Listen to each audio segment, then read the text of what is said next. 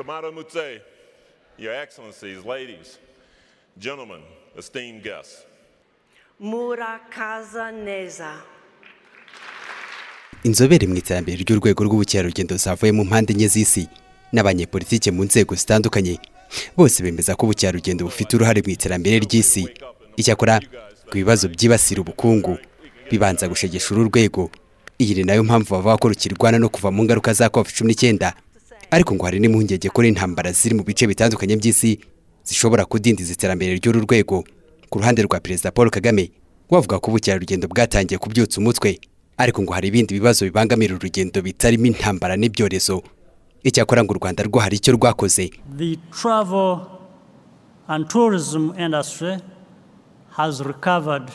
Ingendo n'ubukerarugendo biri kwiyubaka ku rwego rukomeye, ariko igiciro cyo kuza muri Afurika n'imbere muri uyu mugabane kiracyari imbogamizi. Gushyira mu bikorwa amasezerano agenga iby'ingendo z'indege muri Afurika ni ingenzi. Twe twakuyeho gusaba viza umuturage wese uva mu gihugu cya Afurika no mu bindi bihugu. Buri Munyafurika ashobora kurira indege iza mu Rwanda igihe cyose abishakiye. Nta kiguzi na gito bimusaba kugira ngo yinjire mu Rwanda.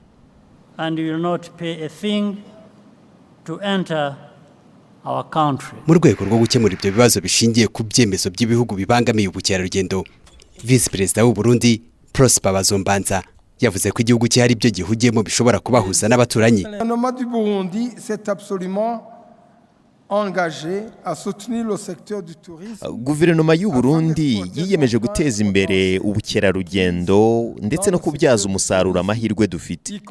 Igihugu kiri gushyiraho ibikorwa remezo by'ubukerarugendo bigera ahantu nyaburanga hose. Twizeye ko mu minsi mike tuzaba dufite imihanda igera ku bihugu duturanye kugira ngo abakerarugendo bagere muri ibyo bice.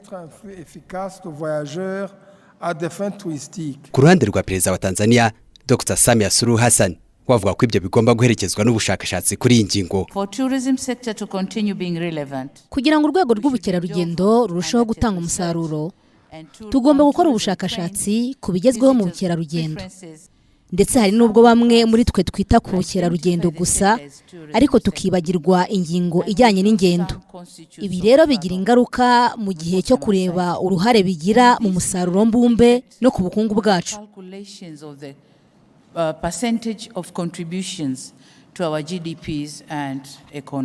Umuryango mpuzamahanga ushinzwe ubukerarugendo urerekana ko mu mpera z'umwaka wa 2023 umusaruro w'uru rwego uzazamukaho ku rugero rw'9%.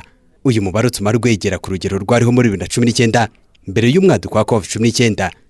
Mu myaka 10 iri imbere ubukerarugendo buzinjiriza umugabane wa Afurika miliyari 279 z'amadolari y'Amerika.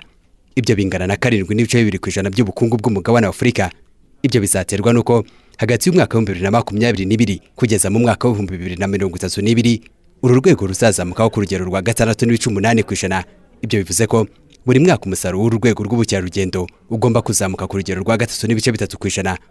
Izamuka ry'uru rwego rizasiga rihanze imirimo mishingana n'ibihumbi 14 ku banyafurika. David Zabonimpa, TV 10. Thank you everyone and have a wonderful, wonderful summit.